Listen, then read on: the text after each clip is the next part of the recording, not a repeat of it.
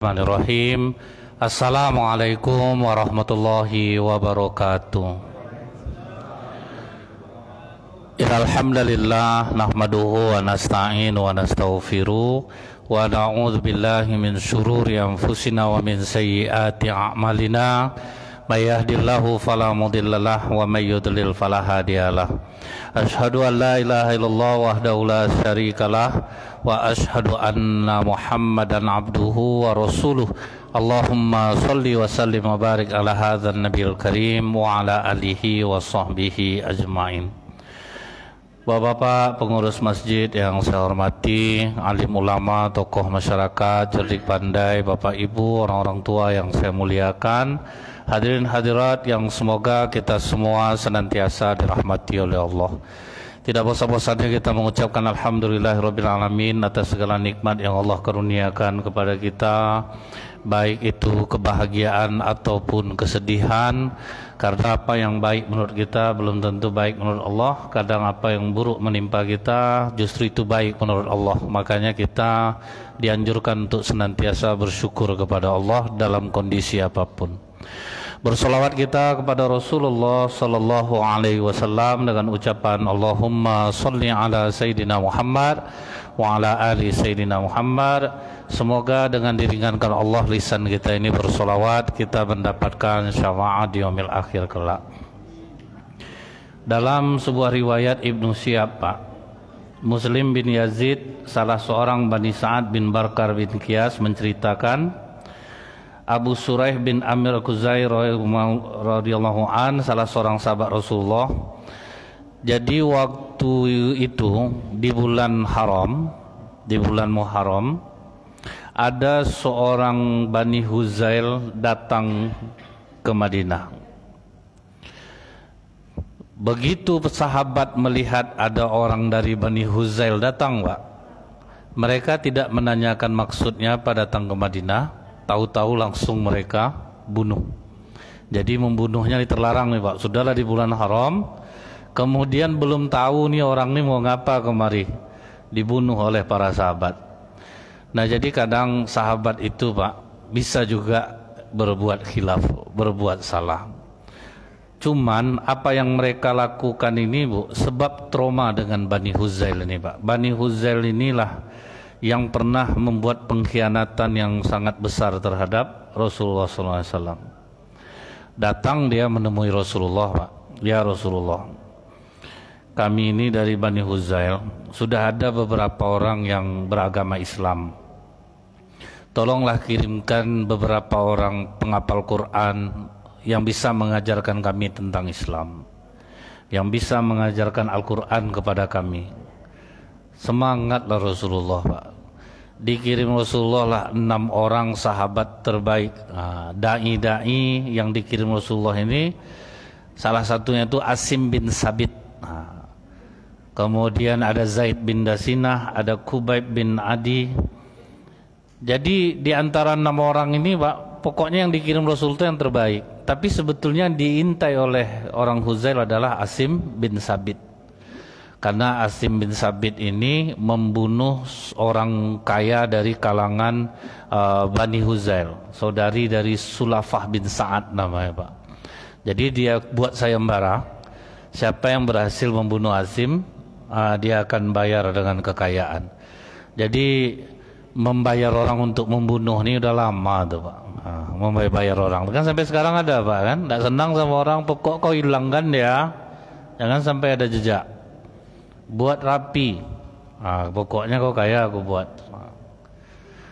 Tentu berebut orang, Pak, karena dikasih iming-iming uang yang banyak ini. Nah, cuman memang yang dikipas ini 6 orang itu, Pak. Sebab apa? Selain Asim bin Sabit bisa jadi duit.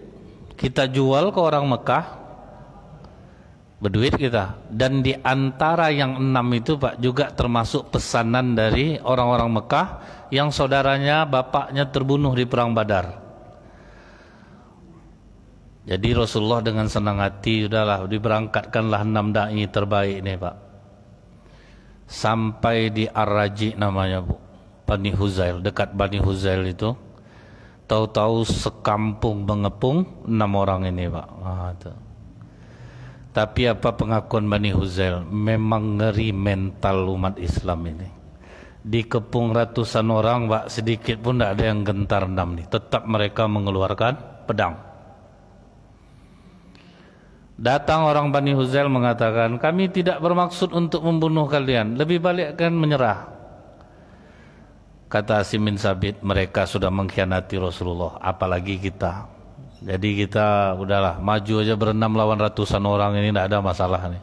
Mati terhormat kita sekarang. Nah, itulah mental dai-dai Islam. Kalau sekarang mau mohon mungkin tuh tolong lah bang, pokoknya serabang lah, jangan bunuh kami bang. Memang susah ya Pak ya, bermental seperti itu tuh memang sulit. Akhirnya mereka tetap melawan Bu, terbunuhlah sekitar 7 orang, tinggallah 3 lagi Pak, itu tertawan, termasuklah Kubayb bin Adi, Zaid bin Dasina dan Abdullah. Nah Abdullah ini dia tahu, bagaimanapun cara aku harus lolos untuk memberitahukan ini kepada Rasulullah. Dalam keadaan terikat itu sempat juga dia melawan, tetapi Bani Huzail karena terlalu ramai Pak, melempar dia dengan batu, kenalah kepala yang dari belakang, matilah dia, tinggallah berdua ini lagi. Nah jadi para sahabat itu Bu, trauma dengan Bani Huzail ini, sehingga sahabat langsung aja Pak, orang kau dari mana? Bani Huzail, langsung dibantai Pak, tidak peduli di bulan Muharram. Padahal ternyata Bapak Ibu, maksud dari Bani Huzail ini menemui Rasulullah untuk masuk Islam dan berbaiat Pak. Jadi itulah salah sangka sahabat. Cuman ini, Rasulullah marah tapi tidak menuntut diat, tidak ada denda, tidak ada kisos. Cuman kata Rasulullah kepada sahabat ini, sesungguhnya orang yang paling keras kepala itu ada 3 kata Rasulullah. Yang pertama membunuh di bulan haram, itu orang keras kepala. Orang yang buat dosa di bulan haram itu termasuk orang yang keras kepala. Kemudian orang yang membunuh seseorang yang bukan pembunuh, itu dikategorikan orang keras kepala. Jadi kan banyak juga terjadi Pak, orang-orang yang dibunuh padahal dia bukan seorang pembunuh. Tertuduh tibanya Pak, orang-orang tertuduh membunuh padahal dia tidak membunuh. Itu banyak dulu tuh Pak, tahun-tahun berapa di Indonesia dulu tuh, dipaksa mengaku bahwa dia membunuh. 3 orang kalau tidak salah saya tuh, dia yang menemukan mayat tuh, dia melaporkan dia dipaksa ngaku Pak untuk membunuh. Kemudian yang ketiga yaitu orang yang membalas dendam pernah dibunuh keluarganya di masa jahiliyah. Jadi itu tidak berlaku lagi kata Rasulullah. Jadi dendam-dendam masa jahiliyah itu sudah hilangkan. Cuman yang kasihannya Bu ya, macam Zaid bin Dasinah itu Pak, itu dijual di Mekah, dibeli, disiksa, diarak Pak, diarak jalan. Cuman sekali lagi pengakuan orang Mekah, sedikit pun tidak ada wajah kesedihan, walaupun ditarik Pak ya, tidak ada sedikit wajah kesedihan. Bahkan Kubayb bin Adi itu Pak, sebelum dieksekusi, sempat anak yang mau mengeksekusi Kubayb ini, anak perempuannya berpangku dekat Kubayb Pak. Dia main-main ke belakang, main di dekat Kubayb ditawan, berpangku, dia dipeluk oleh Kubayb. Terkejut keluarganya langsung Pak, dia takut Kubayb membunuh anak ini, dijadikannya jaminan. Maka kata Kubayb, kami pasukan-pasukan muslim ini terlarang membunuh yang bukan pembunuh, menyakiti wanita dan anak-anak. Jadi walaupun mereka tetap mengeksekusi Kubayb, cuman ada kekaguman di jiwa orang kafir tentang orang-orang muslim ini Pak. Cuman tuh muslim masa lalu Pak. Kalau sekarang tidak ada, antamnya anaknya bang, mamak macam itu, bapaknya gitu, kita tidak ada cerita, anak-anaknya pun harus kita musuhi ya. Tuh kalau sekarang Pak sulit. Kemudian di riwayat berikutnya Rasulullah mengatakan kepada para sahabat, ambillah ilmu sebelum ilmu itu hilang. Para sahabat bertanya, bagaimana mungkin ilmu akan hilang sekalipun kau sudah wafat ya Rasulullah? Karena Al-Quran ada di tengah-tengah kami, sunnah-sunnahmu ada di tengah-tengah kami. Apa kata Rasulullah, Pak? Bukankah Bani Israel juga ada Taurat di tengah-tengah mereka? Umat Nasrani juga ada Injil. Tapi kedua kitab itu tidak bermakna bagi mereka.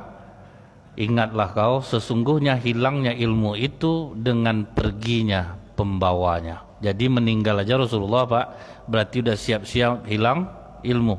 Walaupun Al-Quran ada di tengah-tengah kita, walaupun hadis Rasulullah kita tahu, Pak, bisa ilmu itu hilang. Nah, salah satu sebab ilmu itu hilang, apa pengakuan Imam Al-Ghazali, Pak? Jadi Imam Al-Ghazali rahimahullah mengatakan bahwa aku pernah terkena suatu sindrom. Sindrom itu maksudnya sesuatu hal mencari ilmu bukan semata-mata karena Allah.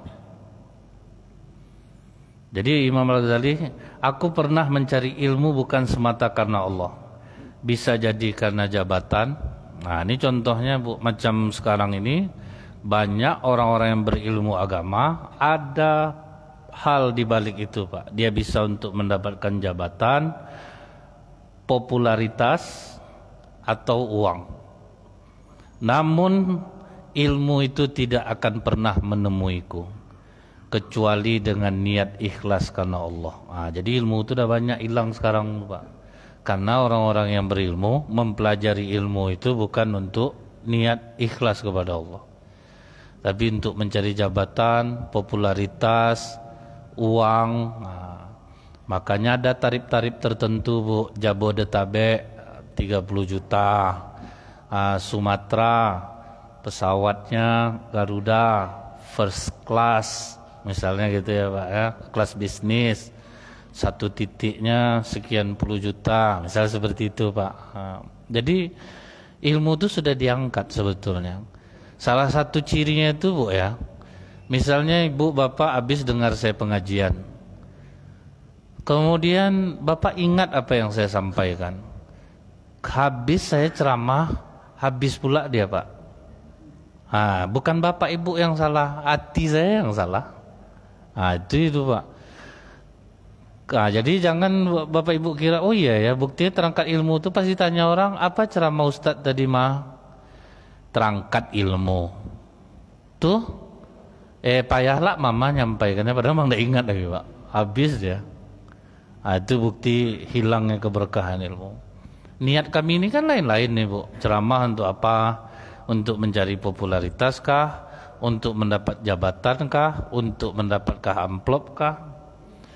Makanya tuh, Bu ya, masing-masing kita nih harus meluruskan niat, Pak.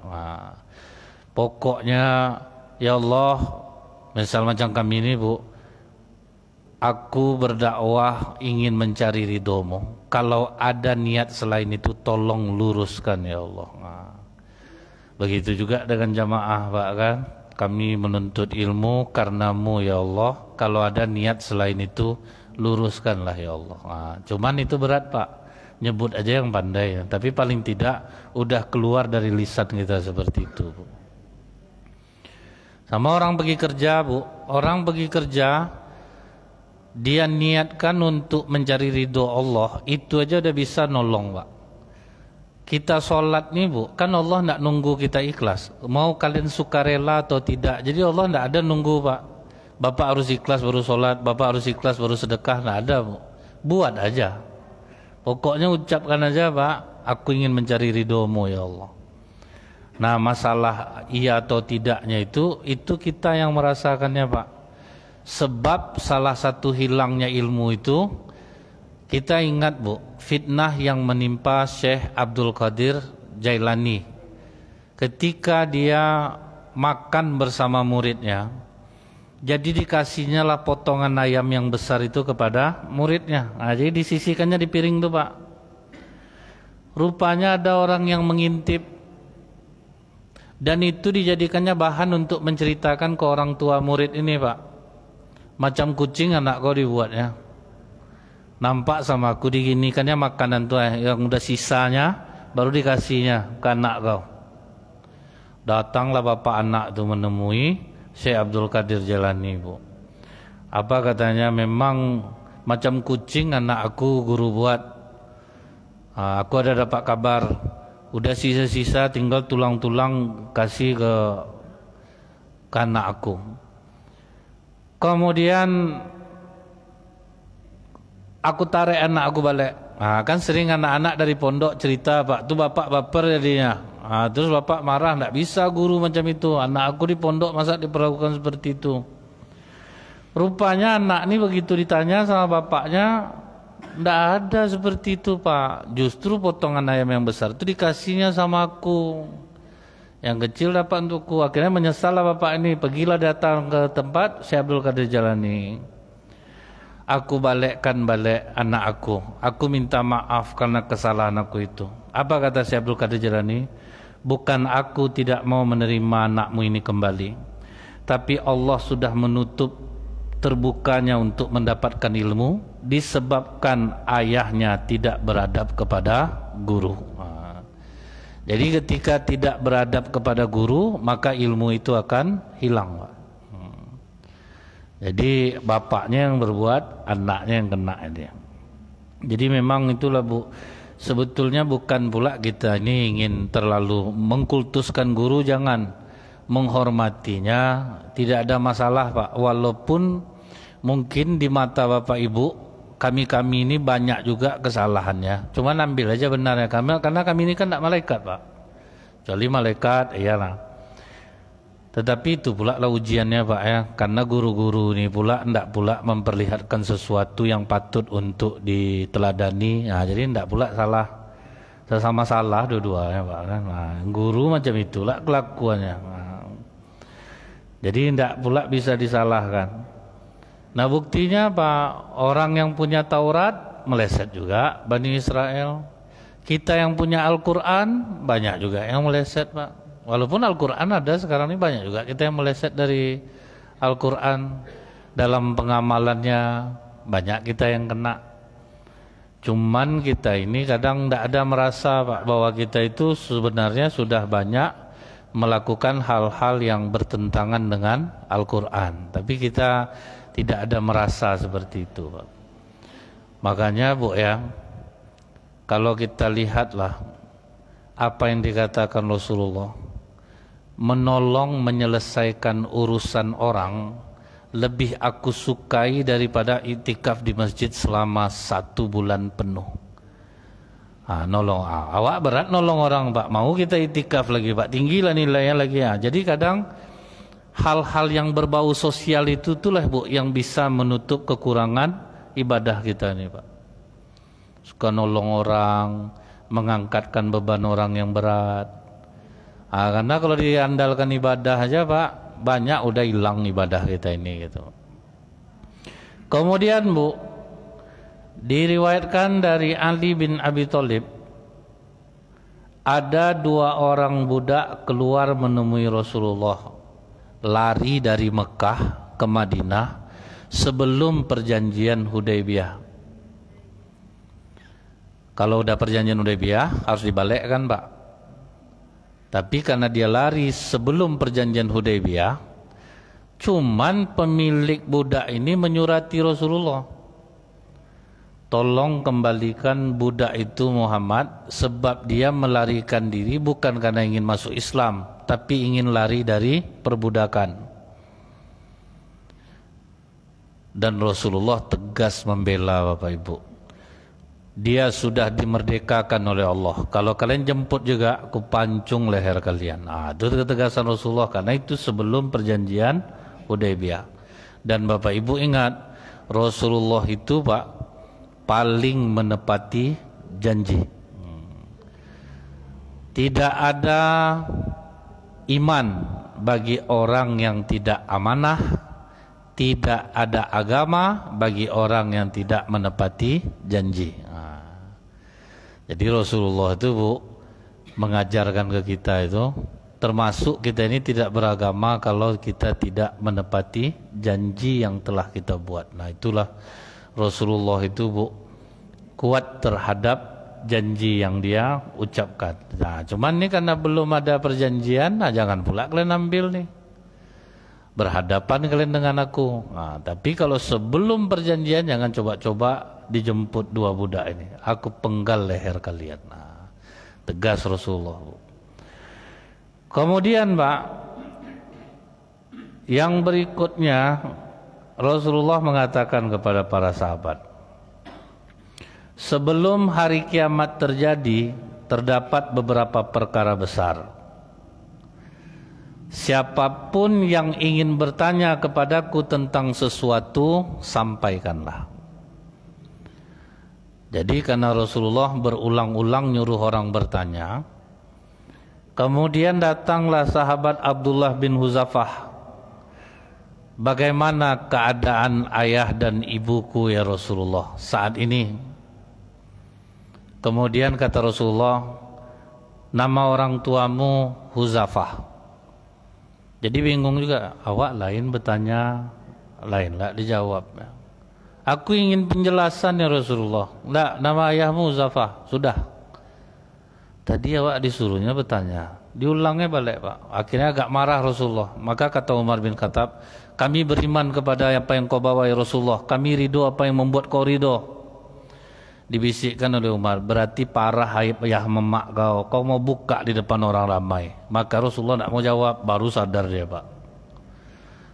Kau kan tahu siapa bapak emak kau di masa jahiliyah. Bapak mamak kau itu meninggal bukan dalam keadaan muslim. Terlalu banyak aibnya kau suruh Rasulullah membukanya di sini. Maka Rasulullah tidak mau. Nah, itulah Pak. Jadi Allah Bu ya mengajarkan kita menutup aib. Contohnya waktu Nabi Musa bertanya kepada Allah. Waktu Nabi Musa minta hujan kepada Allah, Allah tidak menurunkan hujan. Kata Allah, ada satu di antara kalian yang banyak ini Musa yang paling durhaka kepadaku. Siang malam berbuat dosa, jangankan minta ampun, menyesal pun tidak. Gara-gara dia aku tidak menurunkan hujan. Usir dia, baru aku turunkan hujan. Kemudian kata Nabi Musa, sebanyak ini orang di lapangan ya Allah, manalah tahu aku siapa orangnya. Kau umumkan aja lah, nanti yang merasa pasti keluar sendiri itu. Diumumkan oleh Nabi Musa, wahai Bani Israel, Allah tidak menurunkan hujan untuk kita karena ada satu di antara kita yang banyak ini yang paling durhaka kepada Allah. Siang malam berbuat dosa, jangankan minta ampun, menyesal pun tidak. Jadi aku mohon, kalau ingin hujan turun, yang merasa paling banyak maksiatnya berdiri keluar dari sini. Ditunggu cukup lama Pak, tidak ada satu orang pun yang keluar. Tapi hujan turun selebat-lebatnya. Malulah Nabi Musa, macam mana Allah ini bikin malu nih. Tadi katanya keluar dulu satu orang, baru hujan turun, ini tidak ada yang keluar. Malu aku nih. Ya Allah, kau mengatakan hujan akan turun kalau ada yang keluar. Ini tidak ada satu orang pun yang keluar. Kenapa hujan tetap kau turunkan? Orang yang durhaka itu sudah minta ampun kepada aku. Bagaimana ceritanya ya Allah? Rupanya ketika Nabi Musa mengumumkan itu Bapak Ibu, ada satu orang yang mau keluar. Disangkanya banyak yang durhaka itu. Udah separuh badannya tegak, tengok emak aku sendiri mau duduk dia balik. Dalam duduknya itulah dia minta ampun Pak. Ya Allah, sebanyak ini manusia, ternyata aku orang yang kau maksud. Kalau aku keluar saat ini ya Allah, betapa malunya aku. Tentu orang tahu karena akulah kau tidak menurunkan hujan. Aku betul-betul malu ya Allah, ampuni dosaku ya Allah. Turun hujan selebat-lebatnya Pak. Bolehkah aku tahu siapa orangnya ya Allah? Nabi Musa minta tahu siapa orangnya. Apa kata Allah? Sedangkan berdosa aja dia aku tutupi siapa orangnya. Apalagi dia sudah minta ampun kepadaku. Itulah yang diajarkan Allah ke kita tuh Bu. Tutup aib orang. Ah, kita tidak bisa nih Pak. Ini aja udah banyak kita langgar nih Bu. Termasuk saya sekali nih ya. Kalau udah duduk sama-sama tidak ada Pak. Kepo nih keluar ya Bu. Udah tahu Ustadz kabar ini tuh. Rencana tidak mau tahu Pak. Cemana cerita? Payah Bu. Ah pasti Pak. Jadi memang pahala kita ini udah banyak habis ya. Keinginan tahu itu tinggi Bu. Rencana tidak mau tahu. Ah duduk pas makan tuh. Ustadz dah tahu cerita tuh. Belum lagi Pak. Diam aja Bapak tuh Pak kan. Awak lah mancing Pak. Dia macam mana cerita ya Pak. Adalah terbuka lah semua tuh Bu. Ah kita tidak bisa nih Pak. Amalan yang ini aja tidak tanggung sulitnya lagi. Apalagi kita orang bergaul setiap hari ya Pak ya. Pasti kepo kita tuh tinggi jadinya. Ah, itu cara Allah ya Bu menutupi aib. Kemudian kalau kita lihat kenapa Rasulullah sangat memuji Nabi Isa alaihissalam, sebab Nabi Isa itu suka melihat kebaikan di antara keburukan yang terlihat oleh orang lain. Dia jalan sama beberapa orang sahabat Pak, nampak bangkai anjing. Datang sahabat-sahabat yang mengatakan, sungguh menjijikkan bangkai anjing ini. Kata Nabi Isa, sungguh putih giginya. Nah, jadi yang ditengok yang baiknya Pak. Nah, kita kan payah lihat macam itu tuh Pak. Dulu pernah juga saya sampaikan Bu, ada ulama yang menutupi aib seorang ibu-ibu ketika bertanya. Karena waktu itu ceramah tidak pakai mic, jadi yang bertanya maju ke depan. Saking susahnya untuk bertanya, ada ibu-ibu dibantai lari dari belakang. Sedang terengah-engah dia bertanya itu Bu, terkentut lah ibu nih. Wow. Semua orang dengar Pak, cuma tidak ada yang berani ketawa Bu. Ustadz ini pun dengar kentut ibu nih, cuman dia tidak mau ibu tuh malu. Bu bisa diulang balik tidak pertanyaan dengan suara keras karena telinga saya agak peka. Senang hati ibu tuh, dia untung lah Ustadz ini peka. Kalau tidak dengar dia kentut aku, padahal dengar. Ah, itulah guna menutup aib orang tuh Pak. Gitu juga lah Rasulullah mengajarkan kepada sahabat untuk menutup aib orang lain. Ah, jangan sampai dibukakan. Kalaupun dia bertanya, kalau kita tuh betul siap kau mendengar siapa bapak kau? Ah, ku sampaikan depan orang menangis kau nanti. Ah. Rasulullah cuma bilang nama bapak kau Uzafah, udah. Tapi tadi disuruh bertanya. Itu cuma itu yang dijawab. Ah, barulah Umar mengingatkan. Berarti parah aib bapak mamak kau, jangan sampai dibuka depan orang. Rasulullah bukan tipe itu. Ah, baru sadar lah Bu. Nah kemudian Rasulullah SAW, nah, kalau ini di dalam kitab Amarah Rasulullah ini Bu, dibukakan kembali peristiwa tentang Rasulullah mengasingkan diri dari seluruh istrinya.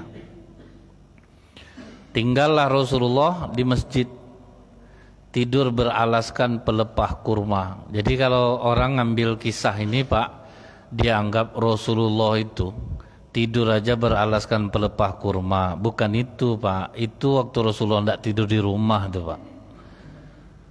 Ah, bukan tidur di rumah. Rasulullah mengasingkan diri dari seluruh istrinya. Tinggallah di masjid, pintu dijaga oleh Bilal. Jangan ada yang diizinkan masuk. Jadi kalau habis Rasulullah jadi imam, masuk ke dalam, tidak mau menemui siapapun. Jadi ada kalanya Bu ya, kita ini diajarkan untuk menghadapi masalah itu pengen sendiri Pak. Nah, tidak ingin ada orang lain dulu, bertenang dulu. Wah, banyak berzikir, banyak beribadah. Jangan langsung curhat ke manusia. Nah, kita ini kena itu Pak, asal ada masalah langsung ada storynya di WA Bu. Nah, sedang megang kepala di fotonya Bu ya. Berat betul 2025 ini. Sampai kapankah tunda bayar ini ya Allah? Ah, itu kepala gini Pak.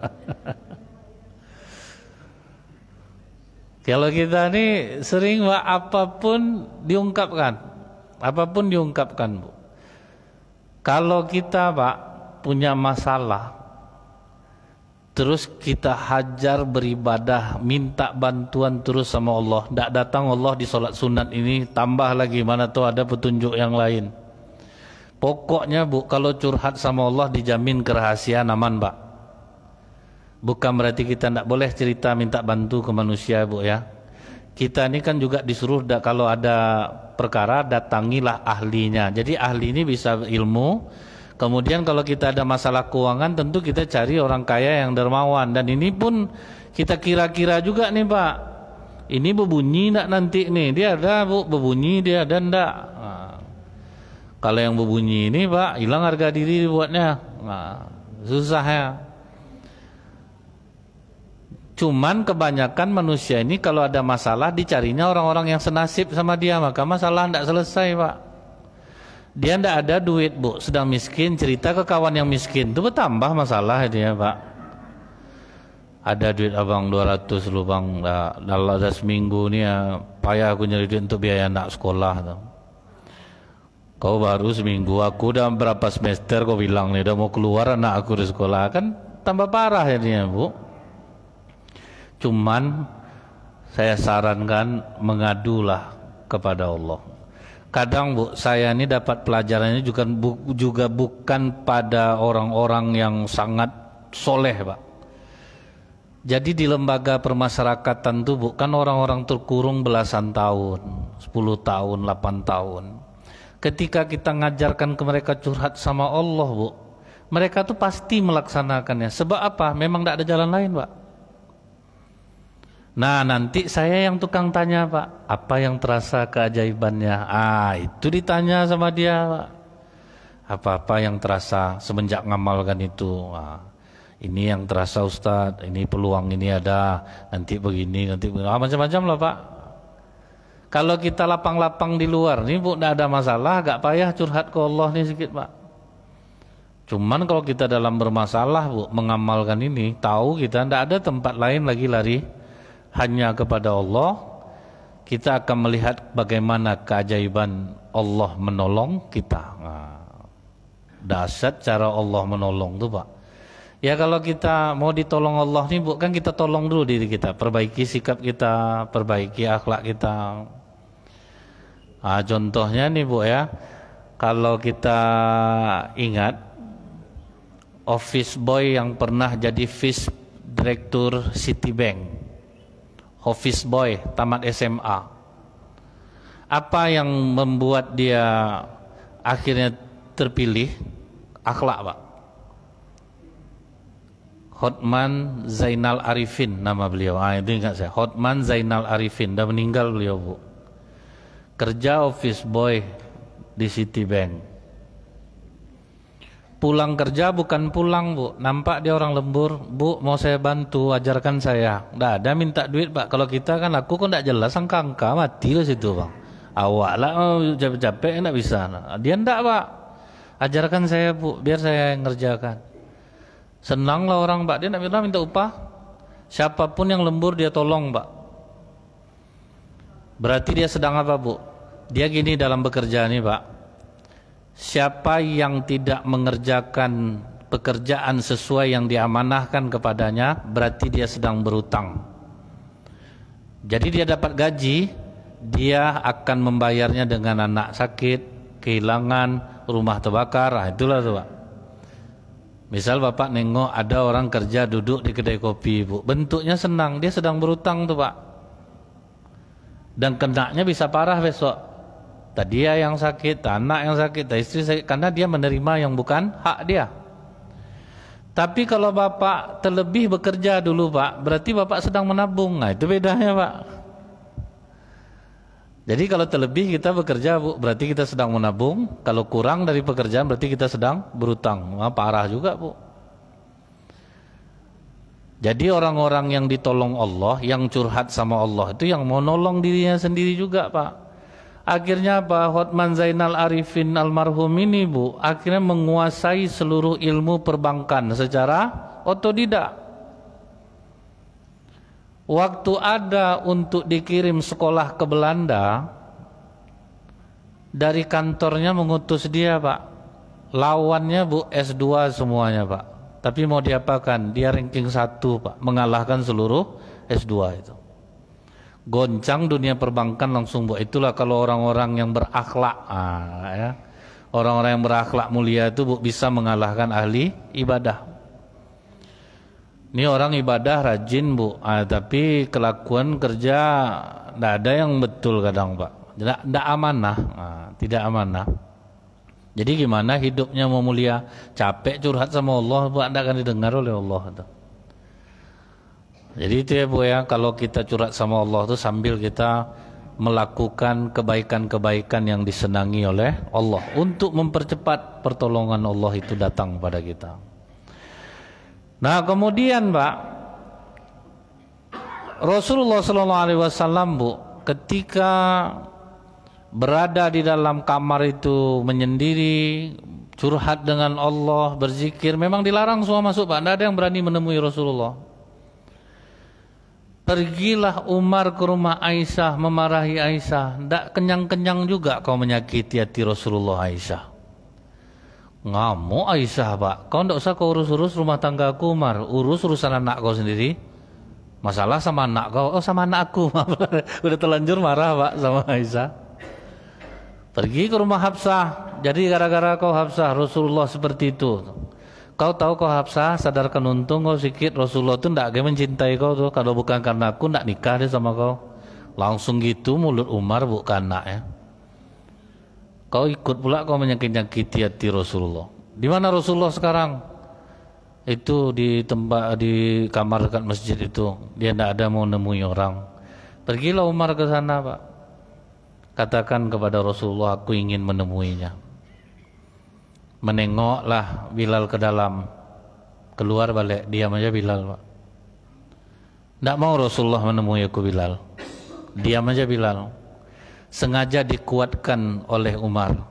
Kasih tahu ke Rasulullah, kalau Rasulullah perintahkan aku untuk memenggal kepala anak aku penggal sekarang. Mendengar itulah Umar disuruh masuk. Disitulah Umar menangis Pak, tengok berjejak-jejak punggung Rasulullah. Apalah kau sedih kan Umar?